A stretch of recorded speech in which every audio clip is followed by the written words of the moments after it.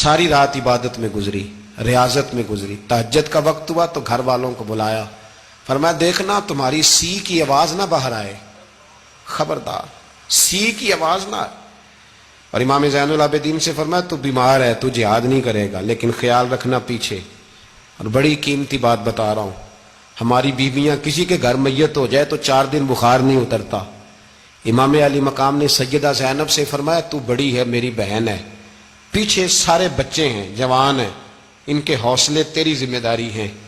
صبح جنگ کا طبل بجنے لگا، فجر کی نماز پڑھی، سورج چڑھا، 10 محرم کا دن، جمعے کا وقت، جناب سیدنا امام حسین رضی اللہ تعالیٰ عنہ نے ریت پر سجدے کیے، لمبے سجدے، لمبی نماز، سورۃ الشمس کی آیات دوسری رکعت میں پڑھی تو سارا کربلا گونجنے لگا۔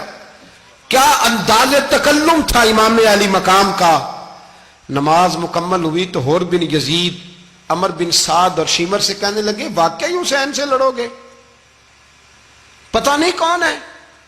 قل لا اسألکم علیہ اجرا، تم نے نہیں پڑھا؟ الا المودۃ فی القربى، تمہاری آنکھیں بند ہیں۔ الحسن والحسین سید الشباب اہل جنہ، تمہیں نہیں پتا؟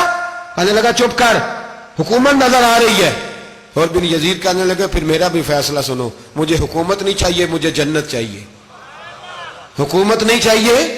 امام حسین کی پہلی فتح دیکھیں، اور بن یزید ایڑی لگا کے نا یزید کے لشکر سے نکل کے امام حسین کے لشکر میں شامل ہو گیا، اور پہلا شخص جس نے امام حسین کو روکا، امام حسین کے نام پر پہلا سر بھی اسی شخص نے کٹایا ہے۔ لیکن یزید کی قبر پہ لعنت بھی کوئی نہیں برساتا، اس کا محل تھا بہت بڑا، لیکن جب لوگ کربلا میں امام حسین کو سلام کرنے جاتے ہیں تو قدموں میں حور بن یزید کا مزار بھی بنا ہوا ہے، اس کو بھی سلامی دی جاتی ہے۔ اور اب ہم اکیلا حور بن یزید نہیں کہتے، ہم کہتے ہیں حور بن یزید رضی اللہ تعالیٰ۔